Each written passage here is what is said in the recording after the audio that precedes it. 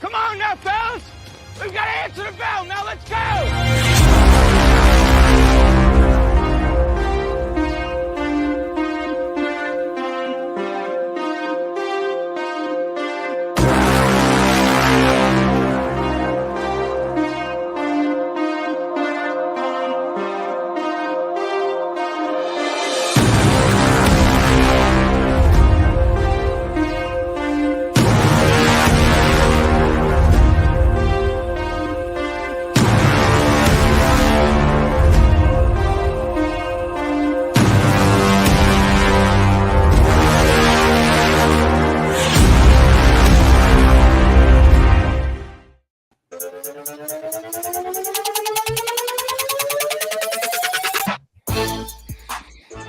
Hello, everyone. Welcome in to a Wednesday edition of Main Street Sports Today, presented by Mid-Tennessee Bone and Joint. I'm Chris Yow, joined as always by Mo Patton. Justin Kulik is on the controls, making everything sound and look as good as he can, considering.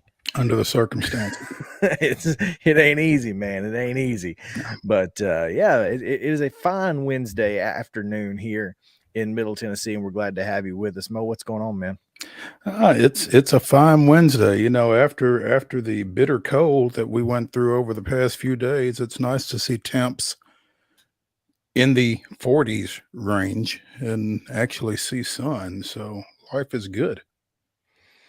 It is, in fact. It is, in fact. We've got a lot to get to today. We got a heck of a show lined up for you. John Clay is going to join us at the 3 o'clock hour to talk a little Kentucky football. We've got SEC basketball starting tonight. TERESA Walker joins to tell us about what's the feeling like, in the Titans locker room at St. Thomas Sports Park. What's going on? She'll give us her feel for what she's been able to see this week. We'll also talk about some quarterbacks, man. Quarterbacks going down like crazy, college, pro, everywhere. Just nuts. So we'll get into that and a ton more. But yes, it's gonna be a great show, man. We got a lot to get to. Yeah, I'm looking forward to talking with John Clay later in the show about Kentucky as they come to Nashville for the Music City Bowl against Iowa and the prospects for one of our local athletes. And that's something exciting for a lot of folks. I think the possibility of Destin Wade actually hitting the field at Nissan Stadium this weekend. And so again, getting the chance to talk to John Clay a little bit about that. And as you said, talk to TERESA about the state of the Titans heading into this Thursday night game against Dallas and Micah Parsons in particular. So I think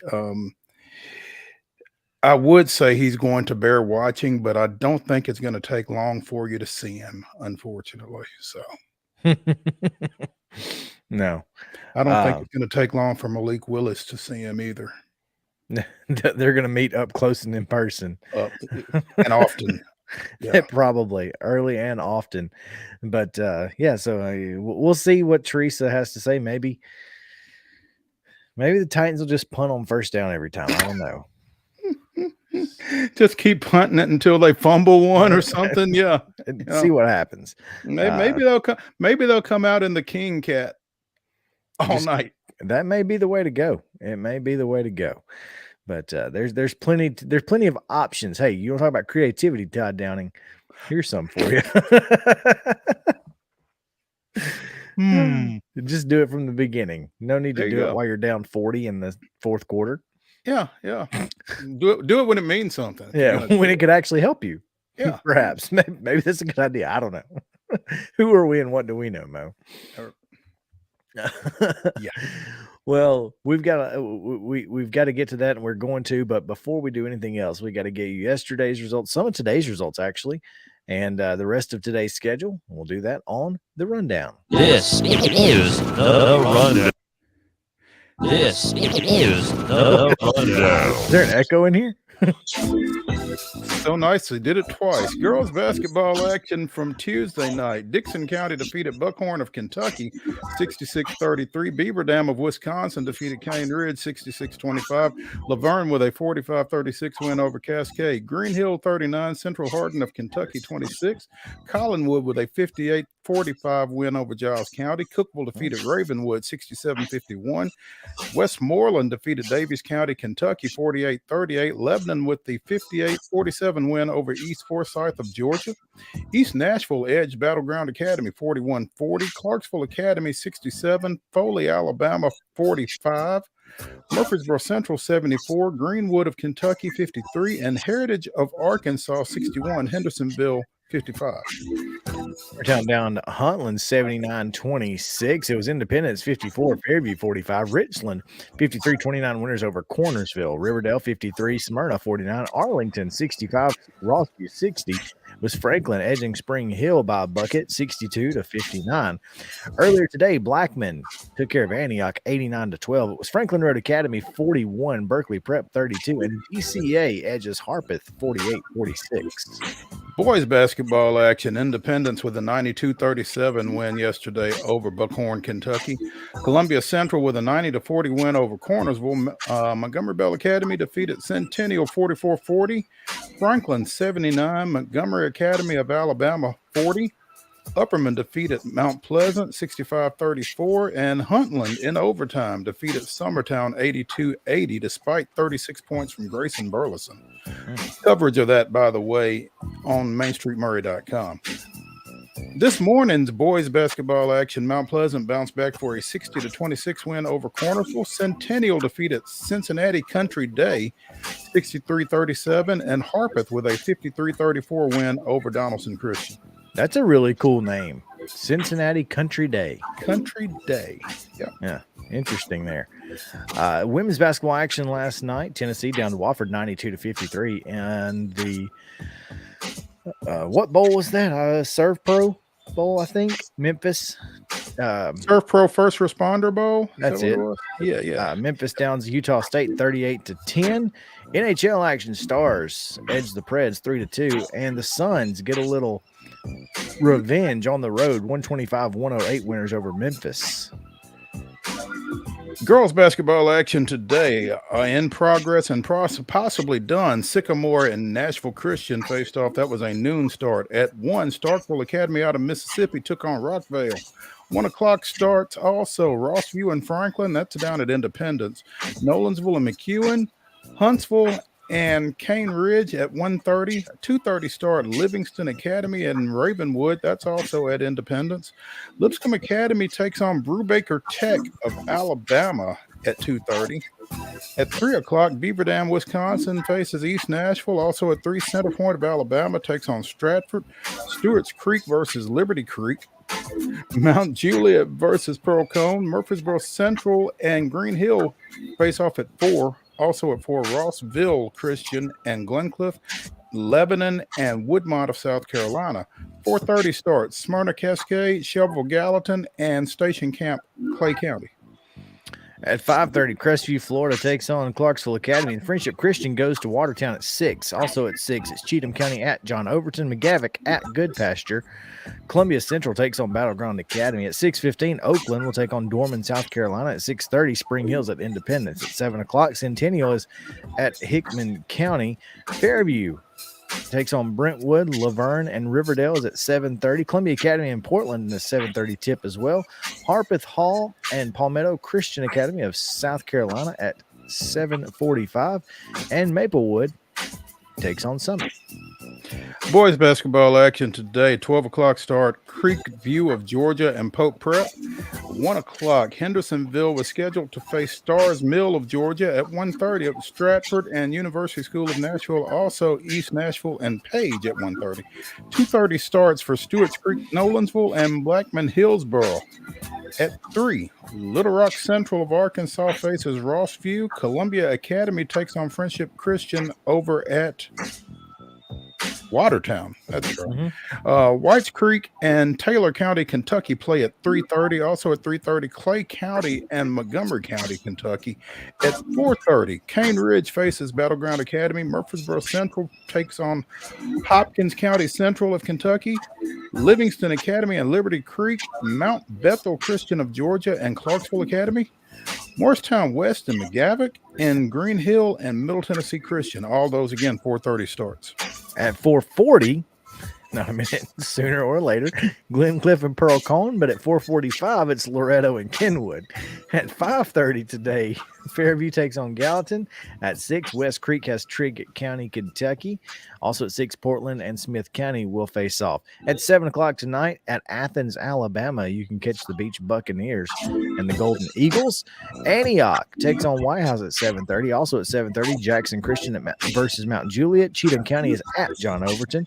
Goodpasture hosting Northmont, Ohio. Siegel is at Hickman County. Starkville Academy of Mississippi takes on CPA. And William Blunt will face Franklin.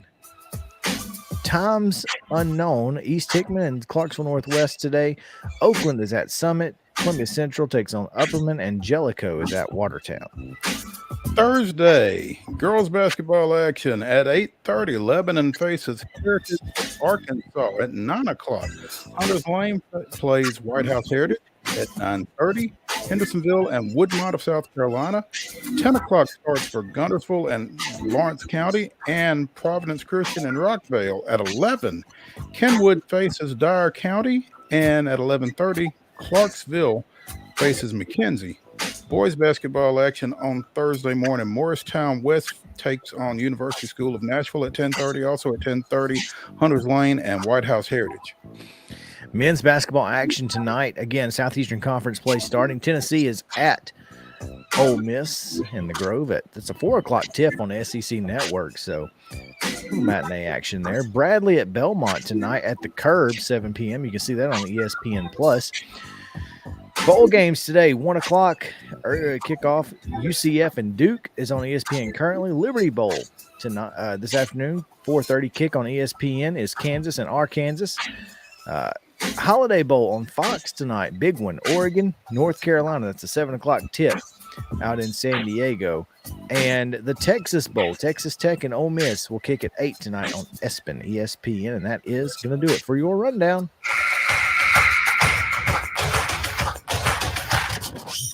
By the way, Duke leads that Military Bowl matchup with Central Florida 10-7 with 2.5 minutes to go in the second quarter. Duke has the ball. First and goal at the Knights' 1 yard line. So the Fighting Cutcliffs, the Fighting Elkos getting ready to extend their lead here, hopefully, in that one. I don't know if it's hopefully or not. Pretty sure I took UCF. I don't remember. We all took UCF, actually. Yeah, I was thinking. I think we all did, but that's we did all take UCF. But I'm even though Cutcliffe is no longer there, I still kind of root a little bit for Duke. So I do too. Hey, Duke football. It's okay to root for Duke football. As Justin and I spoke this morning, however, if you root for Duke basketball, Alabama football, and the Cowboys and Yankees, we don't like you. You could substitute Kentucky basketball for Duke basketball too. That's exactly what we said. That was part of it. I'm telling you, it's crazy. But yeah, I'm a big Duke football fan. Top story today, Mo. Little Braves chatter as Alex Anthopoulos does it again.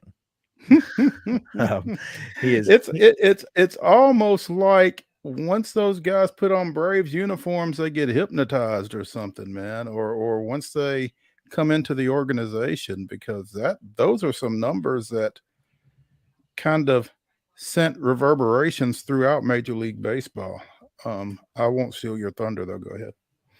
No, and it's no thunder to be stolen. 6-year, $73 million deal for catcher Sean Murphy. It's a pretty big deal.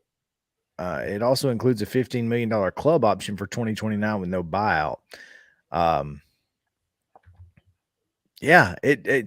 Gold Glove catcher making $4 million this year is just insane.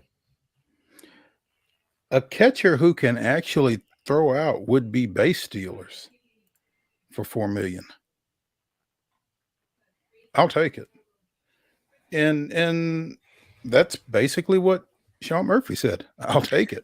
Well, here's the thing is, and I think, a lot of it has to probably do with, we don't know who's going to be the everyday catcher in 2023. Past that, we do know who's going to be the everyday catcher. It's going to be you, Sean. But until then, we're going to pay you like a DH or a backup catcher. And that's what they're doing this year. Now he gets $15 million for his last 4 seasons a year. That's more like it. That doesn't suck. Yeah. And I think that's kind of, that's kind of, the way that Alex has probably sold this thing.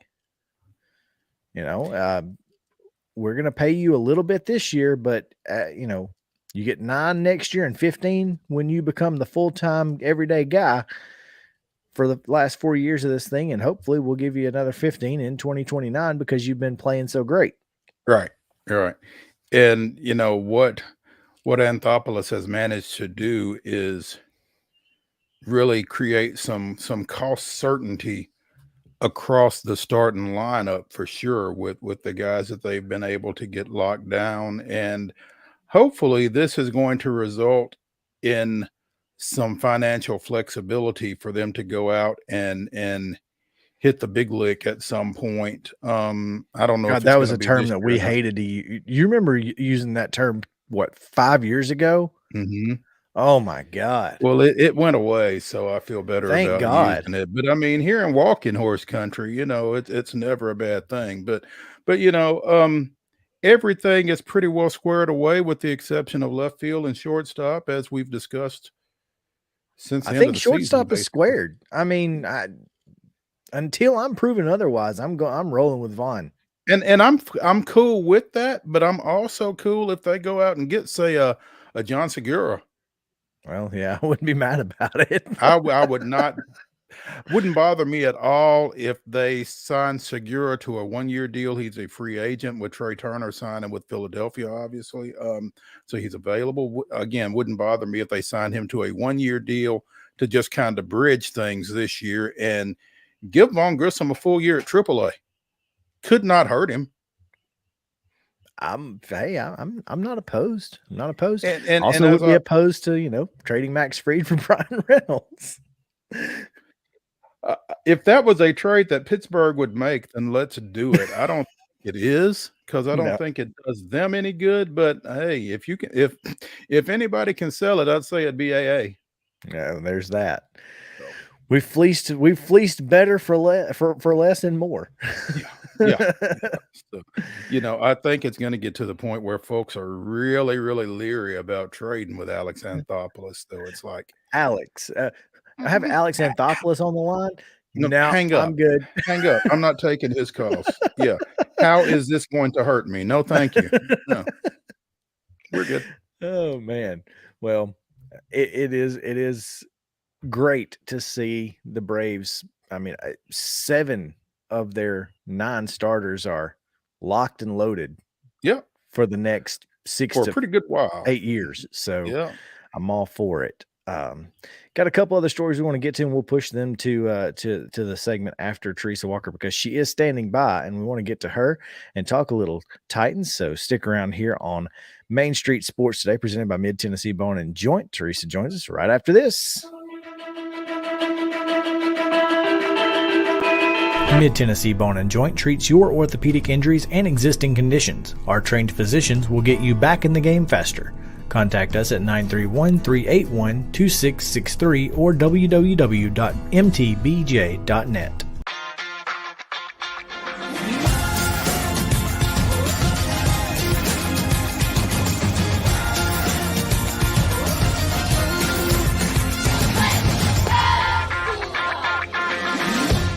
Hey folks, while we take a quick break from the show, I want to tell you about our friends over at Custom Stone Handlers in downtown Columbia.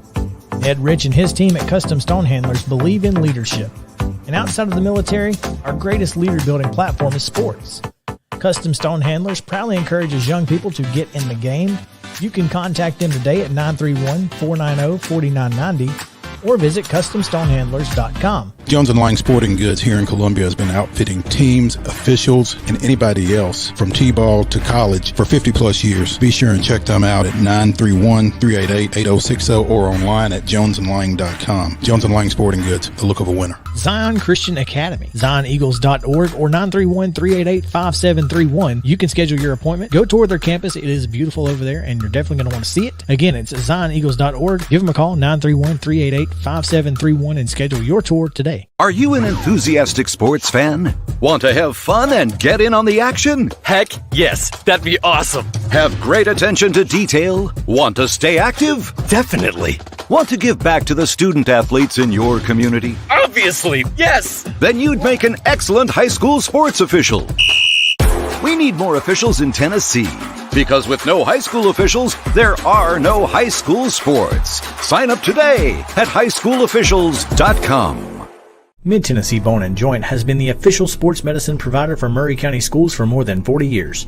We specialize in orthopedic injuries, and our Ortho Quick walk-in service lets you bypass the ER. Visit us online at www.mtbj.net.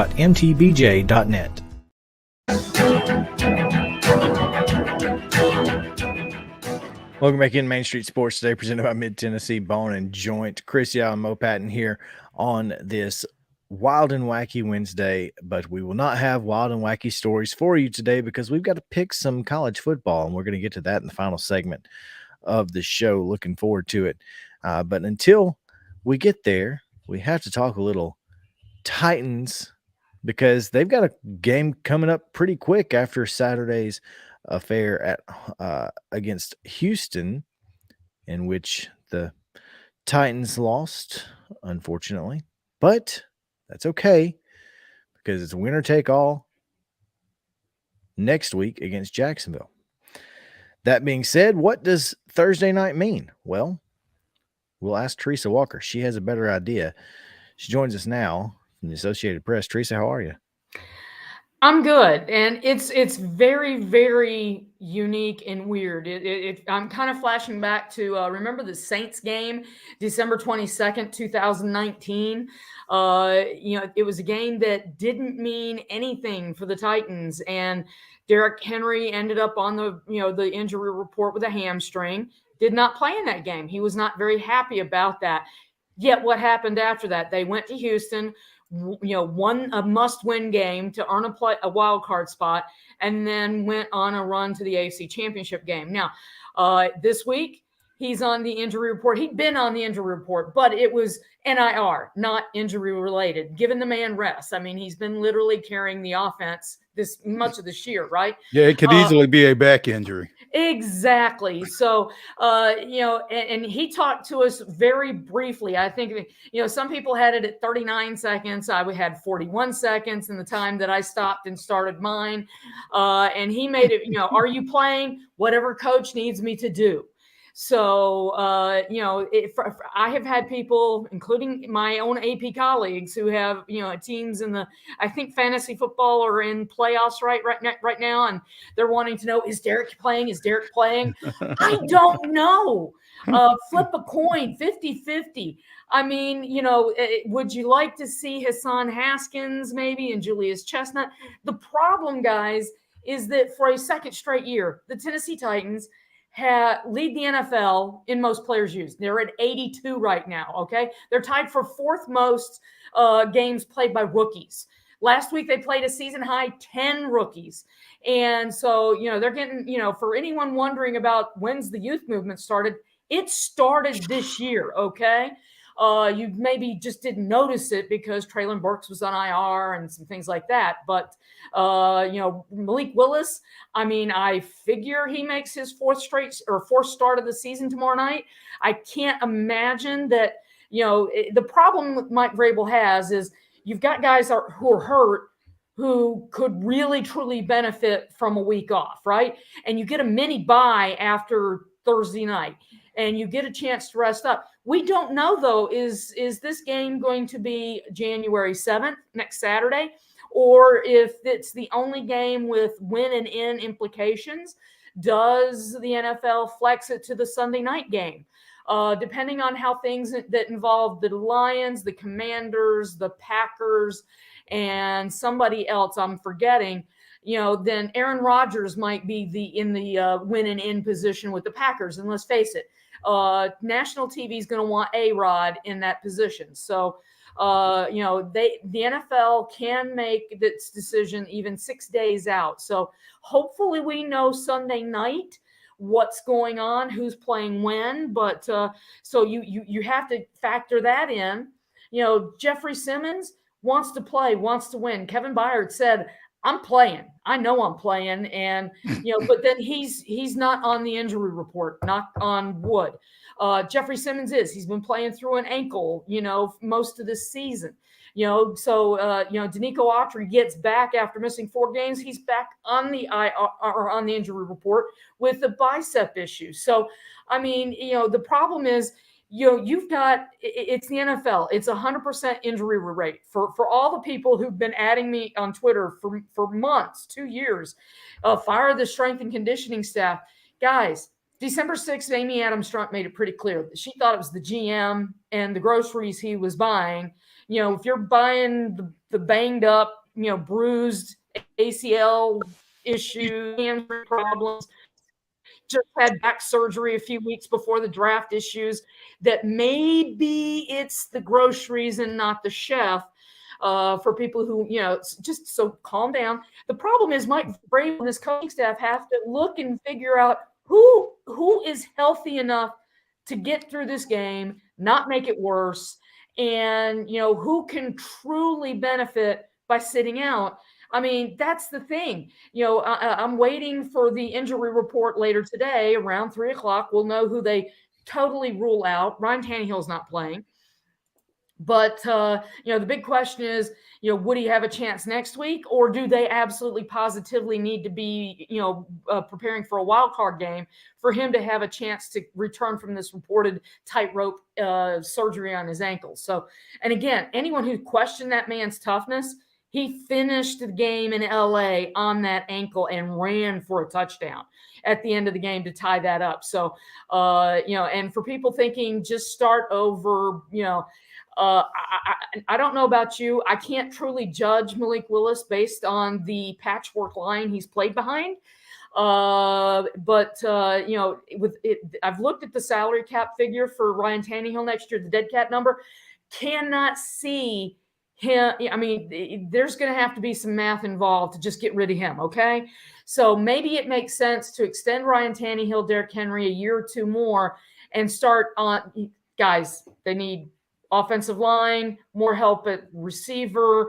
They're going to need to figure out what to do at linebacker. They got issues, and they're going to have to be a lot of salary cap cuts made. And but right now it's crazy. It's like, who's available tomorrow night? And that's the only question that matters, because, and I saw the tweet about the lead-in. It's weird. Okay. You've got guys in that locker room that want to win. Kevin Byard, they don't like losing. If you're a fan and your team wins, you get an adrenaline rush. Imagine that multiplied in the locker room. They've lost 5 straight. Nobody that is currently on this roster has been part of a Titans team that has lost 5 straight ever. Nobody is still around from that team. Taylor Lewan is on IR. He was part of that team. But the rest of this group, they don't know this feeling. It's weird territory. If they were to lose 6 straight, with a loss tomorrow night, then that Ken Wisenhunt was fired after his 6th straight loss after winning the opener of the 2015 season. Now, Amy's not going to do that. So the fun part is, just trying to, we all know what the stakes are. Go to Jacksonville next week, win that game. But, and Dallas does have something to play for, guy. Their hopes are slim. Slimmer actually probably than the Titans, because Philadelphia plays the Saints. Philly needs one more win to clinch home field advantage throughout the NFC playoffs. But if they lose once and Dallas wins out, then the Cowboys, they're playing for the NFC East title for a 2nd straight year. So they have a lot to play for. So, it's just one of the weirder games I've covered. and we're just going to have to wait and see what the approach is. And I'll shut up for a moment. That's fine, Teresa. We certainly appreciate your insight. That's what we bring you in for. You were talking about who may be available, and obviously Derrick Henry is a big. It feels like a pivot point, really, for tomorrow night. And if Jacksonville is a must-win situation, and if Derrick Henry is the lead, if he's only 98% going into that ball game, I mean, he seems to be the one guy that you have to have in a must-win situation. And it just feels like it would be prudent to me for him to not play tomorrow night. Well, it does. But here's the thing. I mean, they put out some what they call supplemental notes. And guess who is currently, Ezekiel Elliott was drafted as the first running back in 2016. Derrick Henry was the second running back taken in 2016. And after his performance last weekend with his third straight 100-yard rushing game, well, since 2016, Derrick Henry has more rushing yards on fewer attempts and has a higher average per carry. Oh, and more rushing touchdowns than Zeke Elliott, okay? He's got 8,226 yards, 78 touchdowns. Among that draft class, these two far and away. I mean, do you remember even the names Jordan Howard, Kenyon Drake? Dak Prescott is seventh among rushing yards among that draft class, and he's a quarterback. So, these two are, for the ages, so to speak. And yet Derrick Henry is, a few yards away from doing some more things. If he has another 100-yard game, a fourth straight, and a rushing touchdown, the last back to do that in the same season, Derrick Henry in 2019. That was going to be my guess. Yeah, this guy is putting together a career for Canton, essentially. But let's face it, we do have that fresh memory of what a refreshed Derrick Henry does for an offense. And, let's face it, Jacksonville, that game was a game here that if not for 4 turnovers and turned into 20 points, Titans could have, should have won that game. And we wouldn't be having this conversation right now. It would be resting people because you don't need to worry about your playoff spot, essentially. So sure. I'm glad that Mike Vrabel gets a lot of money to make these decisions. I'm glad I don't have to. So, when that injury report comes out, when the inactive list comes out tomorrow night, they've got enough injuries that they can fill out the inactive list today by, who they mark out. I think there was, out of the 12 people, what was it? 7 didn't practice yesterday. That's your inactive list right there. So you may have to wait until kickoff to see if Derrick Henry is, if he walks out there with a ball cap tomorrow night, then he's going to be watching from the sideline. So probably break glass in case of emergency situation for Derrick. But I mean, the problem is you've got to be able to play the game. And so that's the conundrum that they have. I'm really glad I don't have to make this decision. But if I was getting Mike Vrabel's salary, I'd find a way to make it. I'd say. Yeah. Teresa, stupid question alert. The ankle that Ryan Tannehill is dealing with right now, is this the same ankle that took him out earlier this year? Yes, it is. He sprained the right ankle. It was an early fourth quarter against Indianapolis that had him in the walking boot when he walked out of Nissan on October 23rd. He missed 2 games, came back, but that's the same ankle that he hurt in Los Angeles. Is it the same injury? Well, that they have not said. He's just on the injury report with with an ankle injury. With an ankle, and that was the ankle. If you saw the screenshot or screen grab or watched it, I did that to my ankle once and playing wiffle ball at my son's birthday party. I ended up with an avulsion fracture where tendon pulled a piece of bone off. That's why I had 2 stress fractures after that when I tried to prepare for half marathons. Doctor said after the second one, stop running. So in a tightrope procedure, as we learned with Cedric Tillman of Tennessee earlier this year, Tua Tagovailoa had it at Alabama. They go in and they kind of, essentially tie up the tendon in a way to help secure and stabilize the ankle, so to speak. And, usually 3 weeks seems to be the recovery period. All we know is what Mike Vrabel has said is that Ryan Tannehill wants to be out there and is doing everything possible to try to be available as soon as he can. That's so read the tea leaves. I'm sitting here looking at a tweet. Vrabel should rest Todd Downing Thursday. Well, and here's the thing. I'm just going to remind people. People have wanted Todd Downing fired since he was named the coordinator, based on his 1 year in Oakland where he got Jack Del Rio and the rest of that staff fired. Well, that was an easy, that's what people think, but hey, it was Jack Del Rio. Those who ignore history.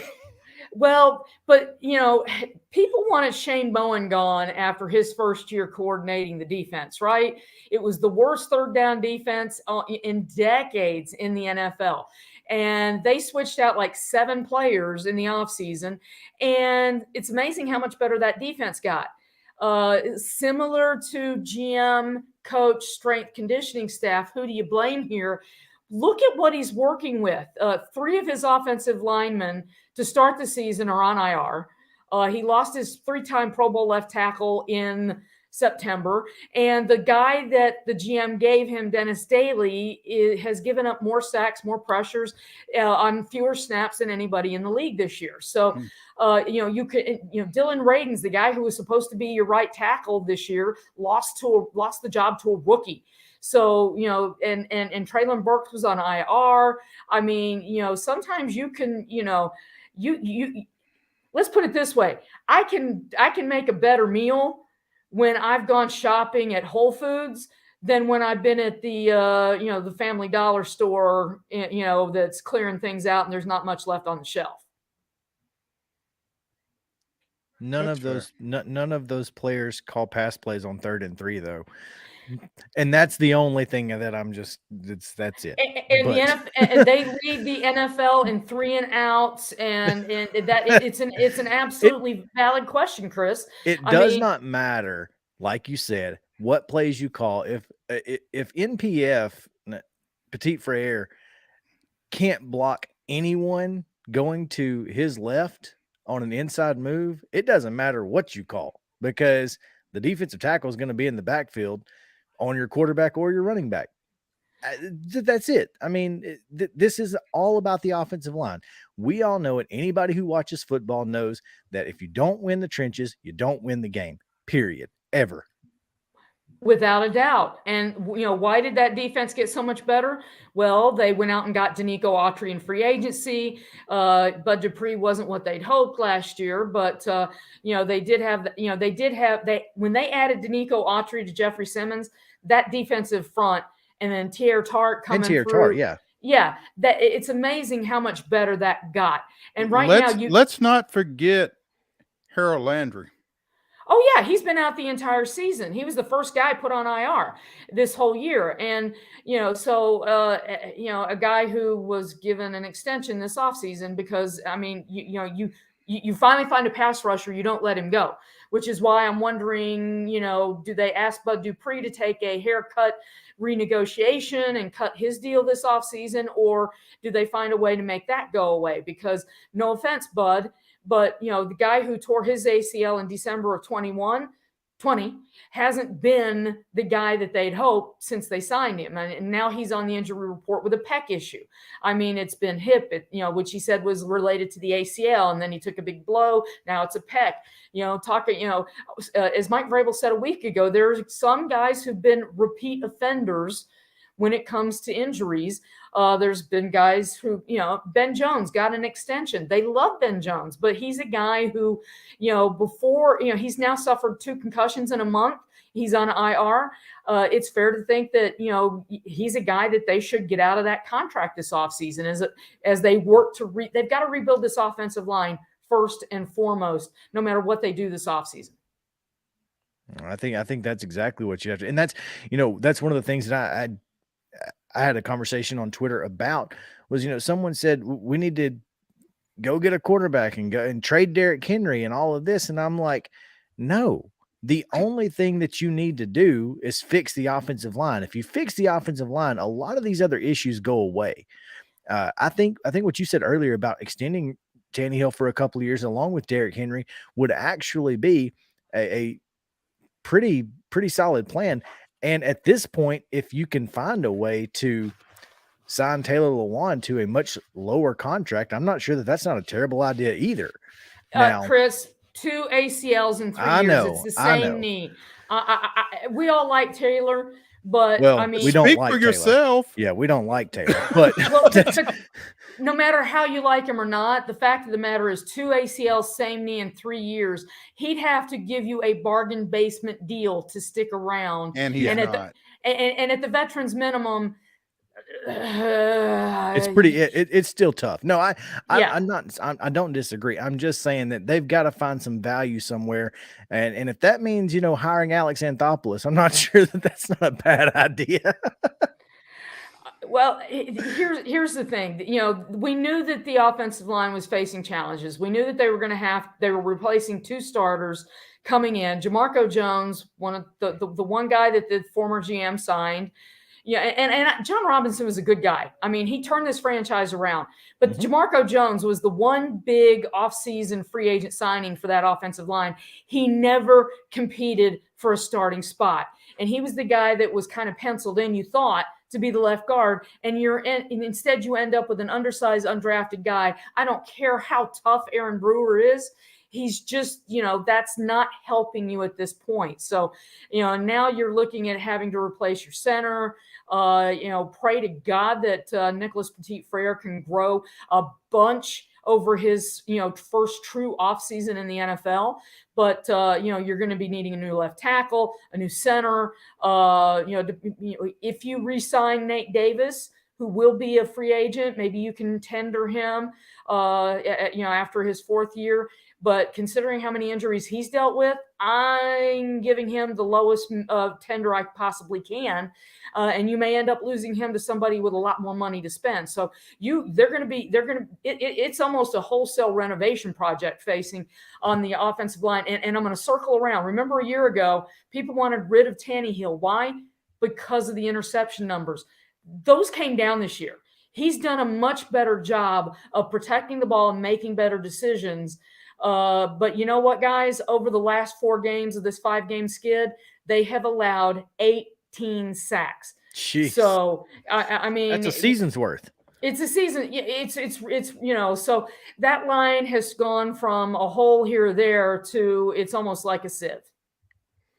It sure was tough watching David Quesenberry play on Saturday for the other team, knowing that we could certainly have used him throughout this season. But Roger Saffold. Yeah, it's just so frustrating. And you're just like, man, we had all the pieces here. And the fact is, you couldn't afford them all. That's the unfortunate part.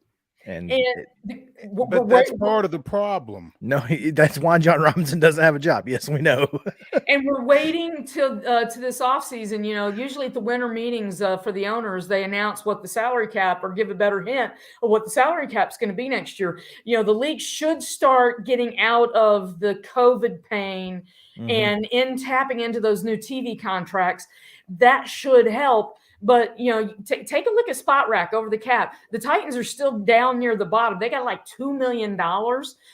They've got barely enough money to keep adding guys at the bottom of this roster. So, they're in the tightest cap situation that I've seen since the 2005 season. And that's literally when they couldn't fill out the entire practice squad because they didn't have enough money. And I flash back to that because they would do kind of walkthroughs in the bubble. And Steve McNair, who couldn't play because of he was so hurt, he would go stand in the backfield of the secondary to at least mimic a body, for the walkthrough sessions, because that's how banged up that this is as close as they've been since then, cap wise, banged up wise. And and the fact of the matter is no team has used more players than the Tennessee Titans over these 2 seasons. So if for anybody still wondering why Miss Amy fired her GM in the middle of the season and want to blame this losing streak on her decision, that's your answer right there. Yes, it is. Teresa, as always, we appreciate it. Looking forward to tomorrow night and next weekend, whatever time that game may be. We appreciate it as always, and look forward to seeing you again. Thanks, guys, and always a pleasure to join you. Happy New Year. Happy New Year to you as well. I'll see you between now and then, though. Oh, man. Well, Mo, we've got quite a bit to get to. Real quick, wanted to throw this note at you. Did you happen to see Luka Doncic last night, the stat line? 60 points, 21 rebounds, 10 assists. Yeah, I saw it. That's pretty impressive. Is that good? Well, I think it is good, especially considering that before last night, over the last 20 seasons, teams who were down by 9 points or more with 35 seconds or fewer remaining were 0 and 13,844. Now they are 1 and 13,844. That's pretty incredible. So yeah, that's it. That's what I was saying. Dude scored 60 points and they almost lost. 20 boards, almost lost. 10 assists, almost lost. Yeah. Like how? Down 9 possible. Down 9 with 35 seconds to go. Is that what you said? And you saw how he got the 60, didn't you? No, I've not seen any. So clips. he missed a free throw that would have given him 59. The ball keeps bouncing around. He ends up with it at the elbow and knocks it down for 2 with 1 second to go. There you go. It was insane. So who did they beat? I just saw his. Oh God, the Knickerbockers. Yeah. So they gave up 9 in the last 35 seconds. Yes. 10 because they were down by 9. Oh yeah. Oh God. And I think it was more than that because they ended up winning by like 4. So yeah, rough night to be a fan of the New York Knicks for sure. Yeah, rough night to be Spike Lee, huh? Yeah. Yes, very much so. But I thought that was a crazy step. But boy, Luka, man, wow, impressive. My name is Luka. There you go. Let's take a quick break. When we come back, we'll talk about some quarterback injuries and much, much more. John Clay still to come on Main Street Sports Today. Stick around. This is Chris Yow with Main Street Sports Today. Every show, Mo Patton and I welcome friends from all across the sports landscape, from high school coaches and reporters to national, college, and pro sports personalities. You never know who might stop by for a chat.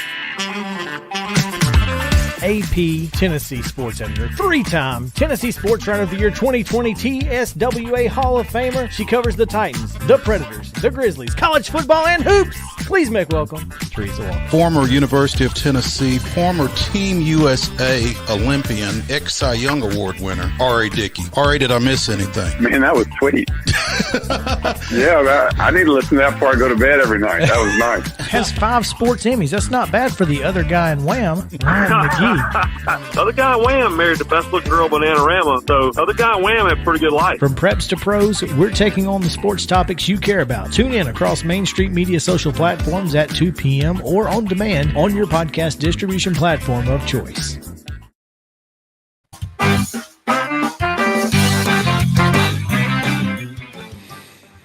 Welcome back in Main Street Sports Today, presented by Mid-Tennessee Bone and Joint. Looking through and watching the bowl season. When we made our picks last week, Mo, I said, Grayson McCall's playing. Give me the Chanticleers. Well, he did play, and they were winning 14-10 until his 9-yard touchdown run ended in him not playing the rest of the game and East Carolina running away with it. So that's unfortunate. But, it seems like, and I hope this doesn't continue, knock on wood, but it seems like every time a big name quarterback, i.e., Matt Corral last year, makes a big deal announcing, hey, I'm playing this happens. And it just, and maybe that's not the case. Maybe it's just happened twice. And I'm just saying, well, but boy, it just seems kind of odd that has happened 2 years in a row now. Yeah. I mean, that's a tough irony or coincidence or whatever you care to call it. And you hate to see that for Grayson McCall and for Coastal. I mean, because for whatever team he ends up with next year, which may now be Coastal. I wonder how. I guess it depends on how significant the injury is, but I'm interested sure to see how this impacts his viability in the portal. They said it was a rib injury. I can't imagine that even if it was a minor injury, he wasn't going back out there. Now, you're not risking further injury in the Birmingham Bowl, are you? I mean, let's be honest here. Well, I mean, I don't know. I mean, it's a rib injury. I would think if you could get it taped up, depending on just how significant it was. Again, now, regardless, it's gonna heal. And part of his game though is that running thing. Yeah. So you got to kind of take that into consideration. That I don't know, and that's a kid who, if he's in there, he's not sitting back. No, he only knows one speed, and that's a credit to him, and that's what his game is about. I think is going out and making plays, and sometimes putting himself at risk in the pro. Yeah. So, yeah. That's unfortunate. Well, and I don't know if it was a I'm not playing anymore or if it was a you're not playing anymore. But if it was the latter, then kudos to a head coach who may or may not have had a whole lot of allegiance to him. Again, with Jamie Chadwell gone to Liberty, I don't know who their interim guy was, or have they hired anybody yet? No, and their interim guy, I mean, no, not any. I mean, he was on the staff. He was just, someone who isn't with Jamie currently, may or may not be there later. I don't know. But good for them for looking out for the guy, even though they know that this is his last game at Coastal. I agree. I agree completely. Looks like Mike McDaniel's going to be looking out for Tua Tagovailoa. Better late than never. Well, a lot of folks saying that, pretty much everyone has said that Tua didn't have a concussion in that Bills injury. So this is only his second of the year. It was just, and I don't know how much difference that makes, but, and again, well, regardless, I mean, it was only his second concussion. Okay. Well, I mean, after one, if you can play, you play, I think. And that just like Ben Jones, right? I'm not real sure how you could see the collision that they feel like triggered this second concussion in the Green Bay game in the second quarter. I'm not sure how you could see that for a guy who has a concussion history. Your ears not perk up, your eyebrows not raise up, for that not to kind of catch your eye a little bit, especially not just the Dolphins, but I mean, doesn't the NFL supposedly have independent evaluators at these games looking out for that type thing? Yeah, I'm a little shocked that he played in the second half, and then you see the 3 interceptions and you go, well, the 3 interceptions in the fourth quarter. Now one of them was somewhat defensible on his part, but the other two looked like they were right to the Packers, especially the one on the last possession. Well, in his defense, the middle linebacker had not done that the entire game. That the running back was wide open by himself. If he throws that over where the linebacker was, then it's 6 points. But he didn't expect the linebacker to be there because the dude had been playing the right edge almost the entire game. And the difference is that Tua never looked away. He looked directly at the running back the entire time, and that's how he got picked. But yeah, I mean, it would have been a heck of a throw if he had looked left just a little bit. It was 6 and come points. back to it. Yeah. Yeah, it was wide open. But yeah, you're right. I mean, but again, if your brain's scrambled, I mean, maybe you're doing good just to find that running back. Right. This is where I'm throwing the ball. Let me stay focused right here, because suddenly moving my head ain't the best of ideas. Right. So I mean, there's that. Duke 20-7, by the way. At halftime, I saw that. Apparently, and this isn't injury related, but it appears that Taylor Heineke has now been benched for Carson Wentz. Okay. That's what interesting. What's the definition of insanity? Yeah. There's that. I thought Riverboat Ron was a little smarter than that. I mean, the Commanders entered Week 15 as the number 5 seed. They've fallen now to the 7 spot. So they need the Seahawks and the Lions to keep losing, and the Packers, I guess. So there's all of that. But we've got a few more minutes, and I wanted to get to these next 2 things that we pushed off. And that is Bethune-Cookman getting in the former NFL player to head coach role sweepstakes, this time with one of my favorites, by the way. One of the greatest just personalities in all of football, and that's Ed Reed, to become their 16th head coach. One thing is those guys are going to play hard, or they're not going to play. I mean, he was just a gritty guy, man, and lunch pail guy. Just came to work every day, man, and it's fun to watch. But also has a little bit of the you in him. Oh, which is exactly that's the balance you need, though, right?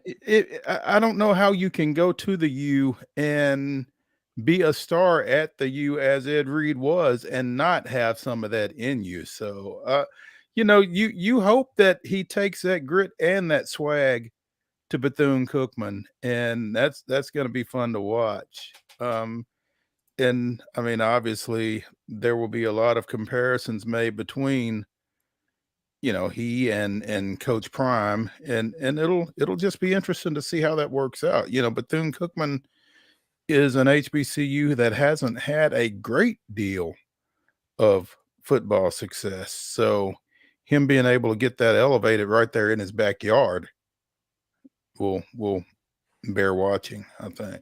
It would be nice. It would be nice to see. I'm gonna be honest with you. I'm looking forward to it because I'm a big Ed Reed fan, and I won't lie. Back in the day, I used to play NCAA football on the PlayStation with Bethune-Cookman. So, well, there you go. I've always had a little soft spot for Bethune-Cookman. So, anyway, SEC men's basketball tips off tonight, whatever you want to call it. Tips off this afternoon. Well, yeah, 4:00. But before we get and say anything about the men's side, freshman of the week on the women's side, Carly Weathers. How about that? How about that? Congratulations to her. I did not see that. I did see an email yesterday that the Missouri Valley Conference player of the week for this week on the women's side is Belmont graduate transfer, I guess, Sydney Harvey from Brentwood Academy.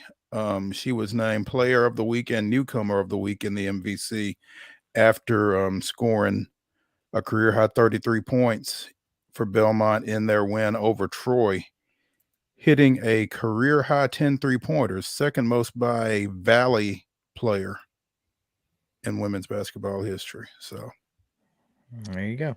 So today's SEC schedule has Rider at Georgia. That's who cares? Florida will be at number 20 Auburn. That's a 7 p.m. tip on ESPN2. 7 Eastern.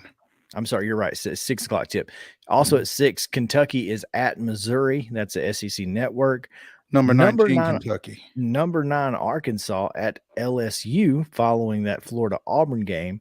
And then following Kentucky, Missouri will be number 8, Alabama, and number 21, Mississippi State, in what proves to be or promises to be a heck of a basketball game at the Hump. Exactly half of the Southeastern Conference's teams have 10 wins or more right now. Man, if they'd have just beat those Conference USA teams, they'd be in really good shape. Yeah, exactly. Can't go 1-3 against the Conference USA, man. 11 of the 14 SEC teams are in action tonight. The exceptions being Vanderbilt, South Carolina, and Texas A&M, all of which play Friday night at 9.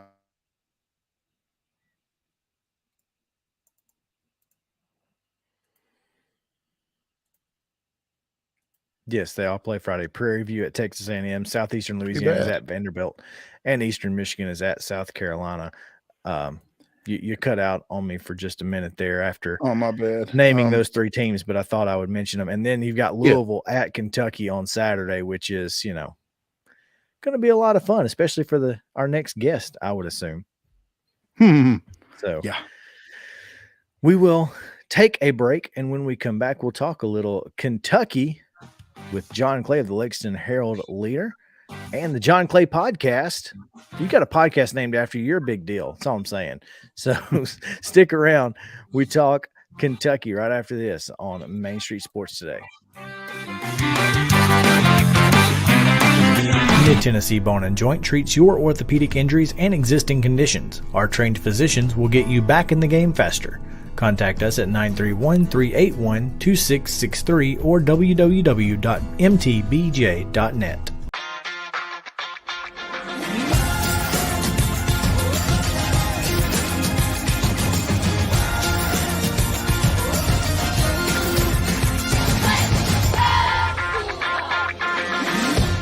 Hey folks, while we take a quick break from the show, I want to tell you about our friends over at Custom Stone Handlers in downtown Columbia. Ed Rich and his team at Custom Stone Handlers believe in leadership. And outside of the military, our greatest leader building platform is sports. Custom Stone Handlers proudly encourages young people to get in the game. You can contact them today at 931-490-4990 or visit CustomStonehandlers.com. Jones & Lang Sporting Goods here in Columbia has been outfitting teams, officials, and anybody else from T-ball to college for 50-plus years. Be sure and check them out at 931-388-8060 or online at jonesandlang.com. Jones & Lang Sporting Goods, the look of a winner. Zion Christian Academy, ZionEagles.org or 931-388-5731. You can schedule your appointment. Go tour their campus. It is beautiful over there, and you're definitely going to want to see it. Again, it's ZionEagles.org. Give them a call, 931-388-5731, and schedule your tour today.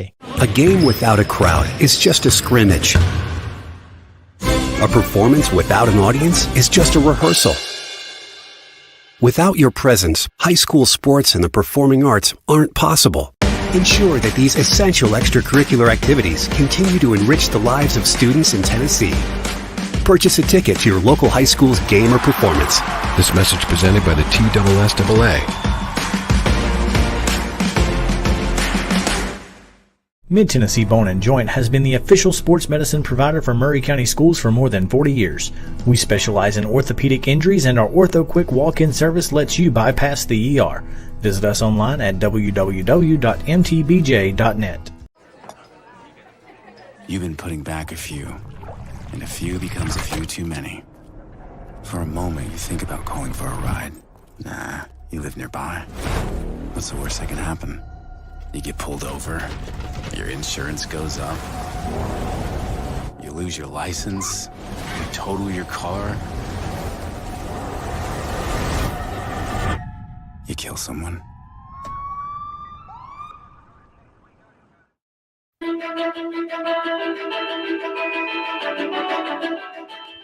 Welcome back in Main Street Sports Today, presented by Mid-Tennessee Bone and Joint. Chris, Yow, Mo Patton here on this Wednesday edition.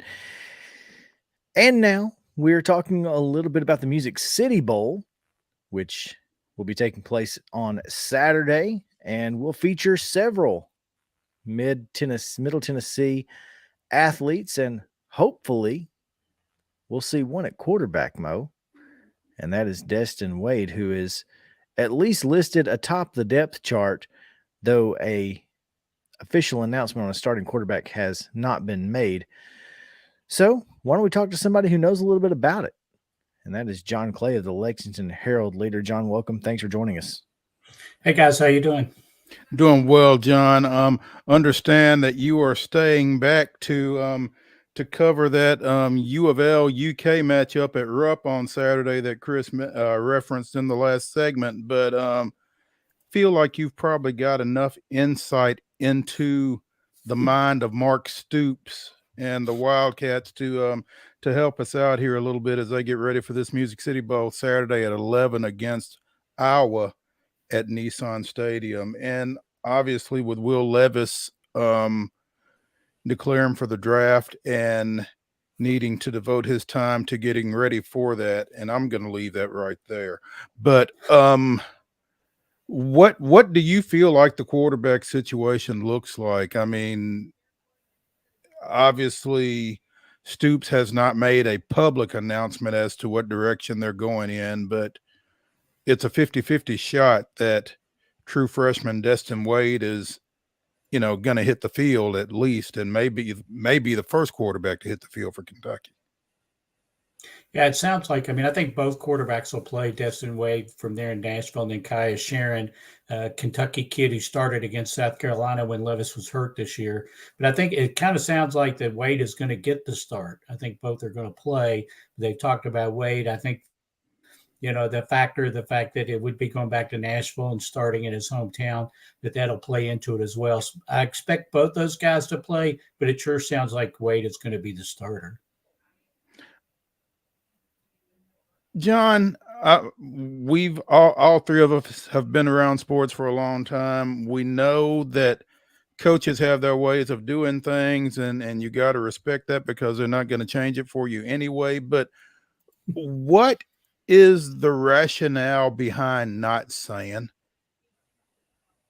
Mark is big on he doesn't like to give the opponent any edges or advantages. He's been like that with injuries all year. He's not one of those guys. We used to have Rich Brooks here, who had the NFL background. He coached a long time at Oregon, but then was the NFL head coach. Rich used to open every press conference with an injury list. He would say so-and-so is out with an ankle, so-and-so is questionable, so-and-so is doubtful. Mark's like the exact opposite of that. If we find out something, he's not going to lie about it, but he's not going to volunteer too much either. He was there during the year. That way, when Levis did not play against South Carolina, they kind of strung us along all week, didn't tell us what exactly was going on. And then when the pregame, there was Levis out on the field in a boot talking with Shane Beamer, the South Carolina coach, while the rest of the team was all warming up. So that's how we knew for sure that Will wasn't going to play in that game. So I think that's the main reason he doesn't want to announce who starts. He doesn't want to give Iowa any advantage because they're two different quarterbacks. Destin Wade is more of a dual threat run pass guy. In fact, there were a couple of games this year where they said anyway that they had packages put in to possibly play Wade in the game, but they didn't do it. Kai is more of a drop back passer. He played okay against South Carolina in that loss. He played well in the fourth quarter when they got behind and they had to throw the ball. They were pretty protective of him in the first three quarters of that game and ended up losing to South Carolina. But I think that's Mark's main rationale. He doesn't want to give away too much information to the opposition. Okay. This is kind of the best of both worlds, but for both Destin and for Kentucky, isn't it? From the standpoint that he's got an opportunity to play in this bowl game and possibly play significant snaps. And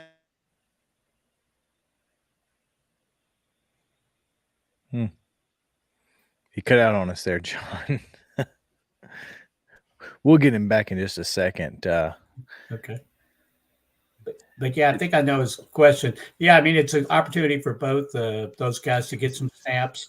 And they've already got Devin Leary, the quarterback from North Carolina State, out of the transfer portal, who's signed with them for next season. So, they are saying that it'll be a competition during the spring. Leary got hurt during the year at NC State. Mark Stoops said that they think that he will be clear to be able to go in spring practice. But it'll definitely be a chance for both Kai Sharon and Destin Wade to show what they can do playing a Big Ten opponent in a bowl game. So that's going to be interesting both to the coaching staff and to the fans on Saturday. I guess I cut out. Can you hear me now, John? Yeah, I can. Okay. What I was saying was kind of the best of both worlds, in that Destin's going to play in this ball game, and he's still going to have 4 years of eligibility. Yeah, that's another great thing. That's a great thing about the new rules. The 4 rules and the bowl game rule that, you can play these guys. I think a lot of that has to do with guys opted out. So you give a chance for those young guys to play. Like you said, Will Levis is opted out of this game. He is actually going to be there he's with the team. He's just not going to play. He was beat up during the year. He has declared for the draft. Chris Rodriguez is out. That's another position where they've got some young guys that maybe they can take a look at in this game. Juton McClain is probably going to be their main running back. They got a guy in the transfer portal that you guys are very familiar with in Ray Davis from Vanderbilt, who's signed on to play next year with Kentucky. But it's all those young guys like a Lavelle Wright, who got to play some during the season, kid from Kentucky, but we could see a lot more of him on Saturday. And they've got a couple of guys missing on the defensive side of the ball. Carrington Valentine is declared for the draft. He's not playing a cornerback. DeAndre Square, a linebacker, it doesn't look like he's going to play. He wasn't on the depth chart for the bowl game. He's been injured off and on this season. So that gives a chance for some of those young linebackers to get some time in there as well.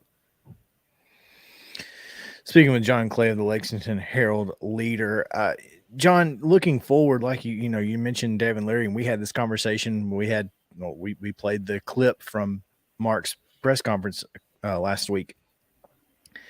How do you have any idea what these kids are thinking? If you're a quarterback already on the roster, if either of these guys who are going to play on Saturday, they kind of feel like they've got to play the best they can possibly play to give themselves a chance this spring, because you got to feel like Devin Leary is the guy if he's coming in for a 1-year deal, right? Yeah, I mean, Devin Leary is going to be the guy. I mean, they may say there'll be a competition in the spring, but Devin Leary is going to be the guy.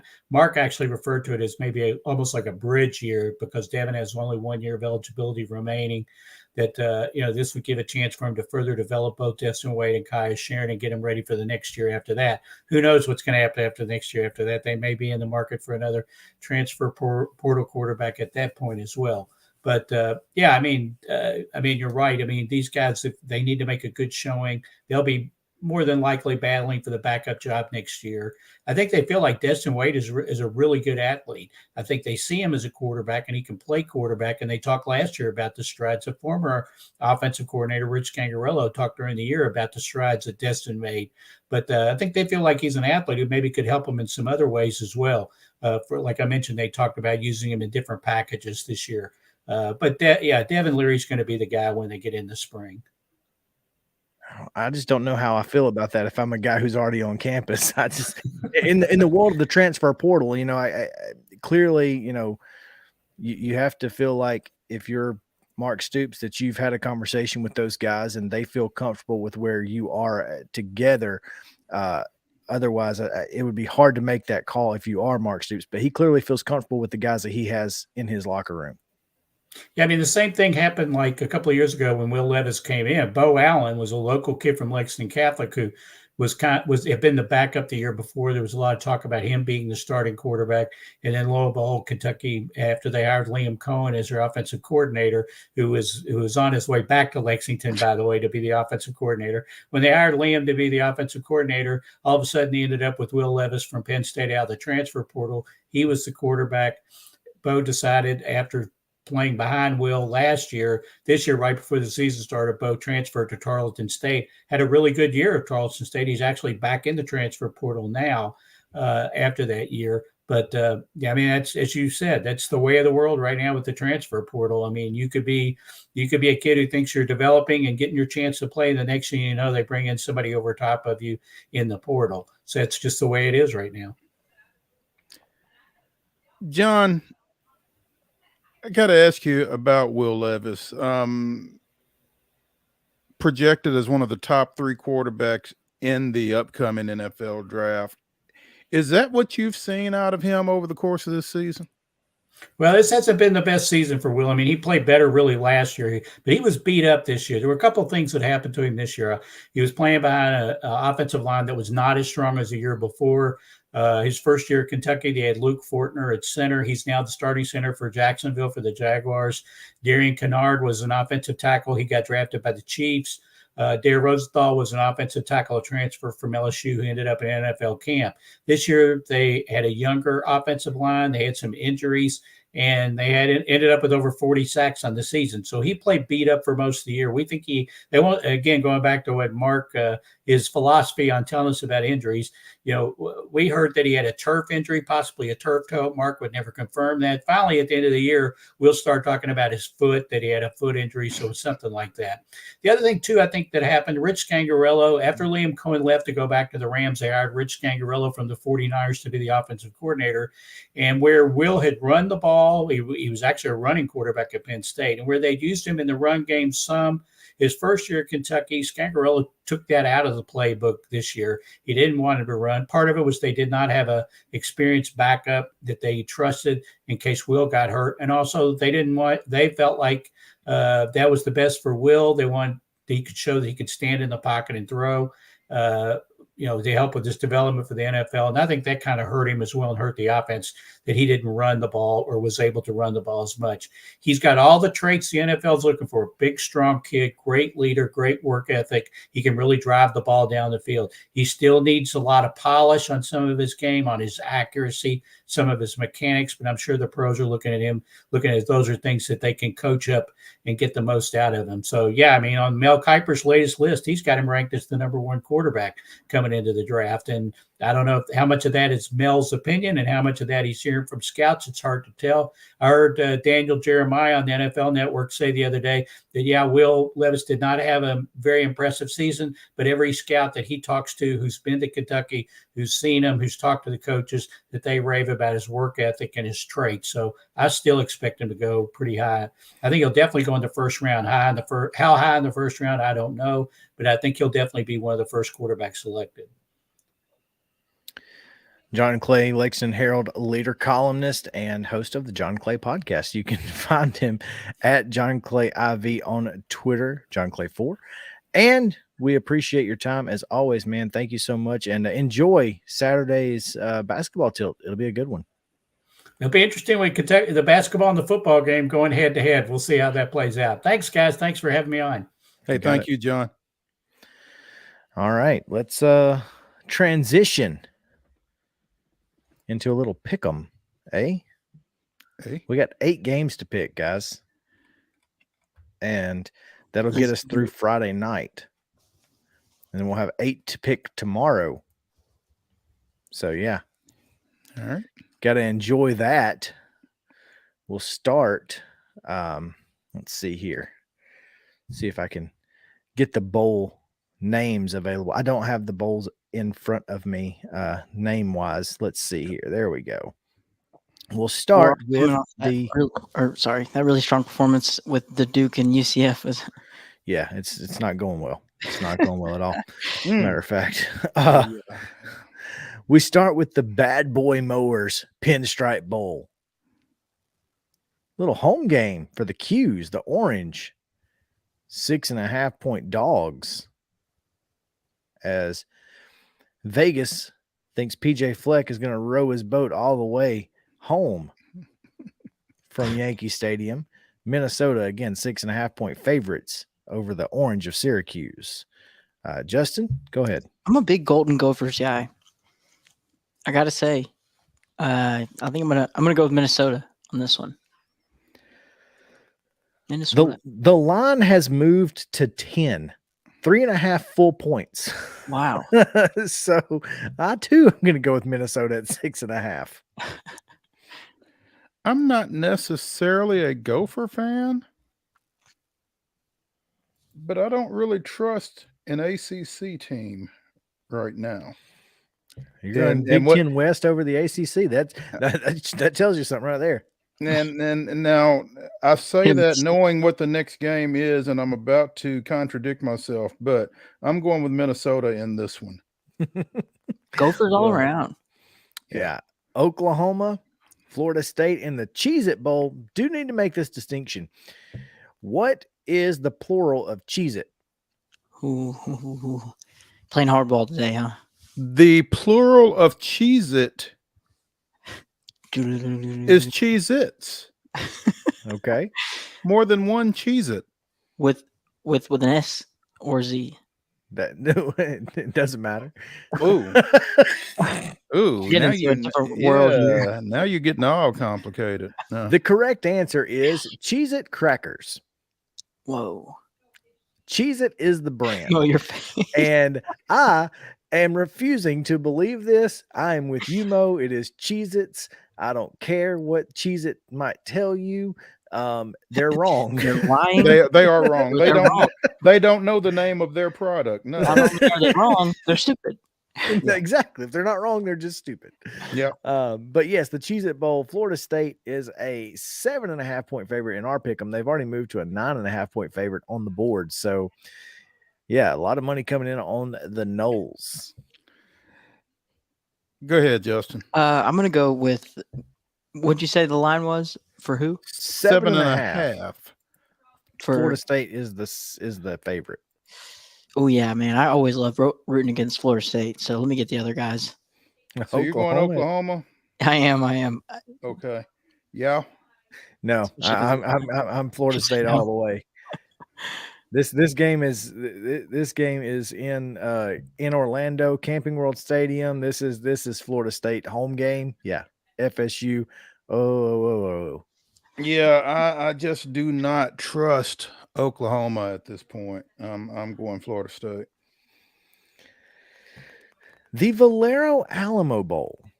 And this game to me is one of the, and I know we've talked about how bowl games are no longer viable for conference strength, but I do think this one is intriguing because you've got number 20 Texas playing in San Antonio against Washington, who was literally one win away from guaranteeing the Pac-12 a college football playoff team, but they lost to Arizona. So Washington and Texas, this one is Texas is a 3.5 point favorite, but the line has moved to 3, which means money coming in on the Huskies. Right. Keep it coming, man. I'm saying Washington, baby. So you got the Huskies. Oh yeah, right out the gate. All right. See ya. I think I'm going to go Texas here. It's a tough pick, but I've been very anti-SEC in this pick. Well, you just picked a future SEC team. Oklahoma. Yeah. True. I got Texas. I don't know. I'm taking Texas, but I'm doing so under duress. I hear you. Just because, I mean, it's in San Antonio. I think they're going to have a great turnout. Yeah. But I mean, it's Texas never does anything easily, and that's a little bit of a concern for me. There you go. It's so much easier to bet against them. Yeah. I don't know how all these teams got home bowl games, but NC State in the Duke's Mayo Bowl, Maryland was a 2.5 point favorite, and that's what they're going to be in our pick 'em. So Maryland is a 2.5 point favorite. The line has since moved. North Carolina State now a 1 point favorite over the Terps. Oh goodness! So it's but they don't have Devin Leary. So just remember that, right? And I guess Maryland doesn't have their tight end who just committed to Alabama. Bet Ty Lockwood's loving that. So you can't play if you've committed already to a different team? That makes sense. My guess is you wouldn't. I wouldn't Right. think. It'd be like yeah. if you're declaring for the draft, you just don't play in the ball game.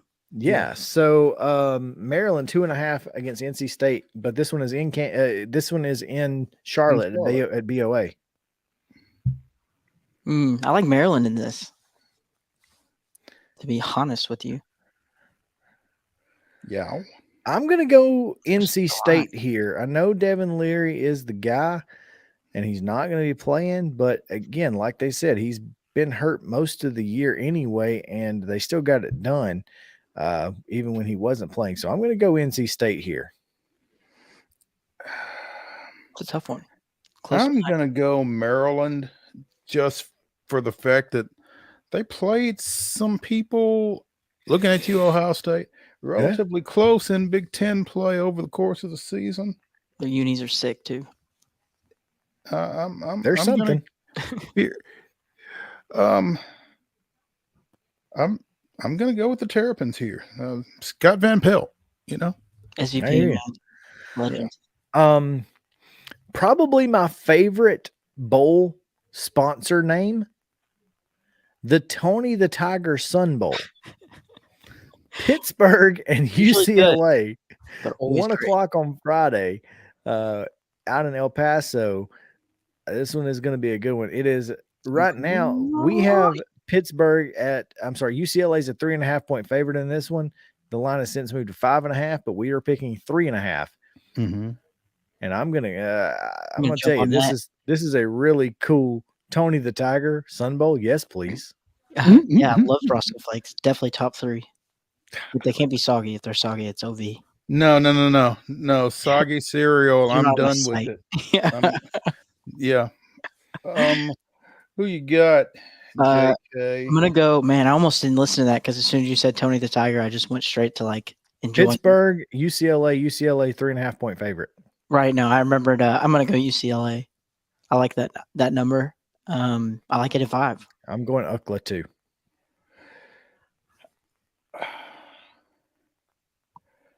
I think I'm going to go UCLA as well. I mean, we were just discussing yesterday. Apparently, Keaton Slovis is back in the portal, so I assume he's not playing. Yeah, he's headed to BYU, so he's not playing.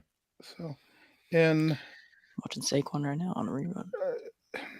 UCLA gave USC fits in the regular season finale as well, and their quarterback is pretty good. Mm-hmm. DTR. Give me the Bruins. Gator Bowl, Notre Dame, South Carolina. Notre Dame, a 4.5-point favorite.